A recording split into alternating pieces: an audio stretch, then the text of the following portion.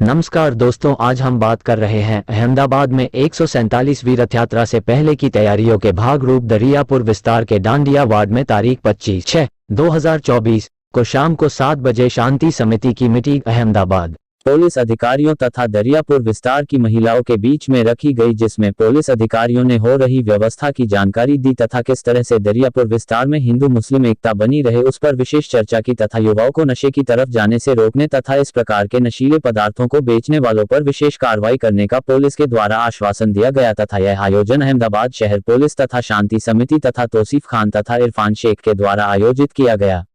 अहमदाबाद से मोहसिन मंसूरी की रिपोर्ट।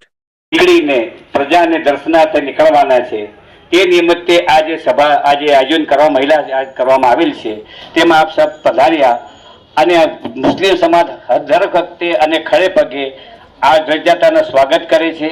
એમને શાંતબાનથી દરિયાપુરમાંથી નીકળે એના માટે સમગ્ર પ્રયત્ન કરવામાં આવે છે અને છેલ્લા 40 વર્ષથી તો એવું છે કે દરિયાપુરમાંથી રીતે નીકળે છે અને સારી રીતે નીકળે છે।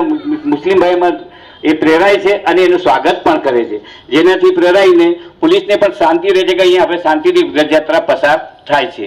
હવે એસીપી સાહેબને પણ વિનંતી કરું છું કે તેઓ કંઈક શબ્દો કહે। પહેલાં હું વાઘેલા સાહેબને કહીશ। વાઘેલા સાહેબ, આ મંત્રી આપ કંઈક કહો।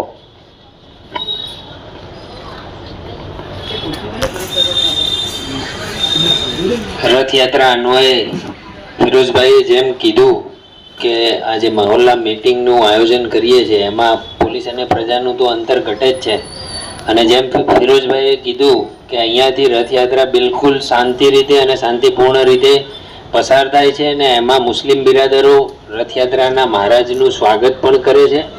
મારે 2 વર્ષ થઈ ગયા છે અને હું તો આનો સાક્ષી છું। 4-5 દિવસ પહેલાથી જ ડિપ્લોય થઈ જતો હોય છે। पुलिसनी कार्यवाही करवामां आवती होय छे, खास करीने धाबा पॉइंट चेक करता होईए छे, धाबा उपर पुलिस चेकिंग माटे आवती होय छे। आ सिवाय जेटला जर्जरित मकान छे तो जर्जरित मकान आपणा रूटमां जेटला आवता होय, इवन डीप पॉइंटमां पण जेटला आवता होय, अंदરના વિસ્તારમાં પણ, તો આટલી મોટી સંખ્યામાં મહિલાઓ હાજર છે તો મારા તરફથી ખાસ આ રહેશે કે આપણા જે બી ટેરેસ, લોબી કે બાલ્કનીમાં આપણા ઘરના સિવાય અને વધારે વ્યક્તિઓ ભેગા ન થાય એની ખાસ તકેદારી રાખે। મહિલાઓ માટે થઈ શી ટીમની એક સમિતિ શરૂ છે, એ વિશે કોઈને ખ્યાલ છે? શી ટીમ બરાબર 181 અભયમ મહિલા હેલ્પલાઇન, આ બાબતે કોઈને ખ્યાલ છે? તો આ એવી બધી સમિતિ છે કે જ્યારે તમને મહિલાઓને કોઈ સમસ્યા છે, ઘરમાં કોઈ પ્રોબ્લેમ છે, હસબન્ડ વાઈફ વચ્ચે કોઈ પ્રોબ્લેમ છે કે આજુબાજુ તમને દેરાણી જેઠાણી સાથે કોઈ પ્રોબ્લેમ છે અને તમારે જવું નથી પોલીસ સ્ટેશન, બરાબર છે? તમને એમ થાય કે